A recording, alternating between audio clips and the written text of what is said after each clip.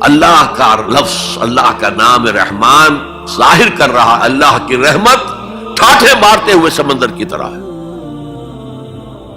اور رحیم فعیل کے وزن پر ہے جس میں دوام ہوتا ہے، تسلسل ہوتا ہے۔ تو اللہ کی رحمت جہاں ٹھاٹھے مارتے ہوئے سمندر کی طرح ہے، ساتھ ہی وہ آہستگی کے ساتھ مسلسل بہنے والے دریا کے مانند بھی ہے، تسلسل کے ساتھ۔ اب ان دونوں کا ریلیشن اگر میں آپ کو ایک مثال سے سمجھاؤں، اگر کہیں کسی بس کا ایکسیڈنٹ ہو جائے اور آپ دیکھیں کوئی عورت جو ہے مردہ ہو گئی ہے اور کوئی شیر خوار بچہ اس کی چھاتی سے چمٹا ہوا، اسے کیا پتا میری ماں مر گئی، اور کوئی آئیڈینٹیفیکیشن نہیں ہو رہی، کچھ پتا نہیں ہے یہ کون خاتون تھی، کہاں سے آئی تھی، کچھ نہیں پتا۔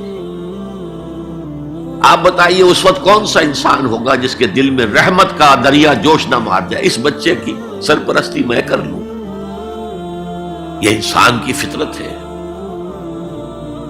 لیکن جب وہ گھر لے جائے گا تو ہو سکتا ہے کچھ دن کے بعد وہ محسوس کرے کہ میں نے خامخواہ کو یہ بوجھ اپنے اوپر لے لیا ہے، میرے تو اپنے بچے بہت تھے۔ گویا کہ جوش تو آیا، دوام اس میں نہیں ہے۔ اللہ کی رحمت ٹھاٹھے مارتے ہوئے سمندر کی طرح بھی ہے، اور اس میں دوام ہے، دریاؤں کا سا دوام، تسلسل سے بہنے والا۔ اور سب سے پیارا میں کیوں کہہ رہا ہوں یہ نام، ہمیں سب سے بڑی ضرورت رحمت کی ہے۔ دیکھیے اللہ رازق ہے، اللہ رازق ہے، ہمیں رزق دیتا تاکہ ہم زندہ رہیں، اور اس نے ہمیں زندگی اس لیے دی ہے لِيَبْلُوَكُمْ أَيُّكُمْ أَحْسَنُ عَمَلًا، تاکہ تمہارا امتحان لے۔ تو رزق دینا اس کی ضرورت ہے، میری ضرورت نہیں ہے۔ مجھے زندہ رکھنا چاہتا ہے تاکہ وہ امتحان میں دوں تو رزق دے گا مجھے۔ لیکن رحمت کون سی چیز ہے؟ میں حدیث آپ کو سناتا ہوں۔ ایک دفعہ آپ نے فرمایا کوئی انسان محض اپنے عمل کی بنیاد پر جنت میں داخل نہیں ہو سکے گا جب تک کہ رحمت خداوندی دستگیری نہ کرے۔ اسی صحابی رضی اللہ تعالی عنہ نے بڑی ہمت سے، جرأت سے، بلکہ ہم کہہ سکتے جسارت سے کام لیا کہ پوچھ لیا حضور کیا آپ بھی؟ فرمایا ہاں میں بھی، الا یتغمدنی ربی برحمتہ، میں بھی داخل نہیں ہو سکوں گا جنت میں جب تک کہ میرا رب مجھے ڈھانپ نہ لے اپنی رحمت سے۔ تو سب سے پیارا نام کون سا ہوا؟ الرحمن۔ اب آئیے اگلی آیت، علم القرآن، اس نے قرآن کی تعلیم دی۔ جو پچھلا مقام ہم نے دیکھا تھا قل بفضل اللہ وبرحمتہ فبذلک فلیفرحوا، اس اللہ تعالی نے قرآن کا علم دیا، لیکن آپ سوچئے جو دوسرے علوم ہیں وہ کس نے دیے ہیں؟ یہ سارا سائنٹیفک نالج اور ٹیکنالوجی، یہ وہی تو علم آدم الاسماء کا ظہور ہے جو ہو رہا ہے۔ پوٹینشلی یہ سارا مادی علم حضرت آدم کی شخصیت میں ودیعت کر دیا گیا تھا، پوٹینشلی۔ جیسے آم کی گٹھلی میں پورا آم کا درخت ہے، علم آدم الاسماء کلھا، تمام نام سکھا دیا، اور ساتھ ہی وہ ایپریٹس دے دیا جس سے کہ یہ علم جو پوٹینشل تھا یہ ایکسفولیٹ ہو سکے، یہ کھلے۔ جیسے کہ کلی بند ہوتی ہے پھر کھلتی ہے تو 5 پتیاں ظاہر ہوتی ہیں، ایکسفولیشن۔ وہ ایپریٹس کیا ہے؟ ان السمع والبصر والفؤاد کل اولئک کان عنہ مسئولا۔ کانوں سے سنو، آنکھوں سے دیکھو، اس دماغ میں سینس ڈیٹا فیڈ کرو، پروسیس کرو، نتیجہ نکالو، میموری کے حوالے کر دو،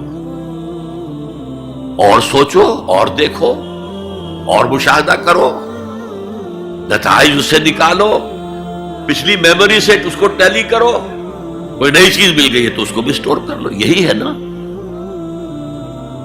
میں مثال دیا کرتا ہوں کہ کسی شخص نے ہمارے آباء و اجداد میں سے کوئی 1000ویں پیڑھی ہماری ہوگی، ابھی تک انسان کسی سورس آف انرجی سے واقف نہیں تھا،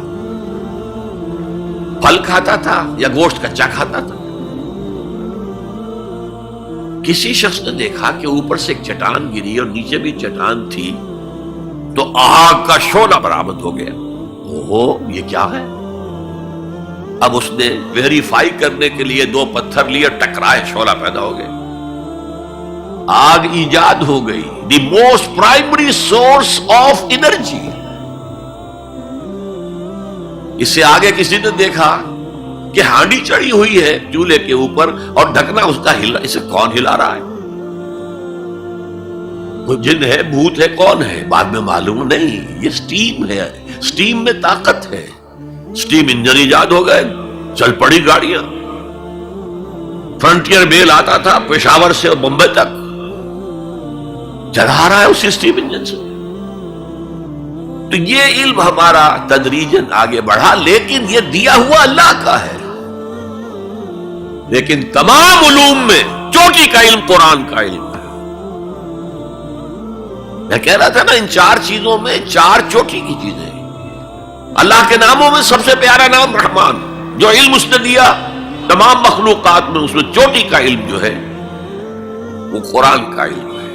اب آئیے، خلق الانسان، پھر سوچے انسان کو پیدا کیا تو کیا جنوں کو نہیں کیا؟ کیا فرشتوں کو نہیں کیا؟ کیا یہ گیلیکسیز پیدا نہیں کی؟ کیا چاند اور سورج نہیں پیدا کیا؟ کیا ہماری زمین کے اوپر زندگی کی جو شکلیں ہیں، نباتاتی اور حیواناتی، یہ چرند ہیں اور پرند ہیں اور مچھلیاں ہیں، کس نے پیدا کی؟ سب کچھ اس نے پیدا کیا، لیکن اس کی کریشن کا کلائمیکس انسان ہے. سب سے بڑی اس کی تخلیق انسان، جو مسجود ملائک بن گیا. فسجد الملائکۃ کلھم اجمعون. کس قدر تاکید ہے، سجدے میں گر گئے تمام فرشتے، کل کے کل فرشتے جمع ہو کر 3 مرتبہ. کہیں شبہ رہ جائے جبرائیل نے نہیں کیا ہوگا سجدہ یا اسرافیل، نہیں، کلھم اجمعون. یہ انسان شاہکار ہے اللہ کی تخلیق کا. فرمایا ہے خلقتہ بیدی. اے ابلیس، تو اس آدم کو سجدہ نہیں کرنا چاہتا جسے میں نے اپنے دونوں ہاتھوں سے بنایا. کیا معنی اس کے؟ اللہ کے 2 ہاتھ کیا ہیں؟ الا لہ الخلق والامر. 2 عالم ہیں، ایک عالم امر ہے، ایک عالم خلق ہے.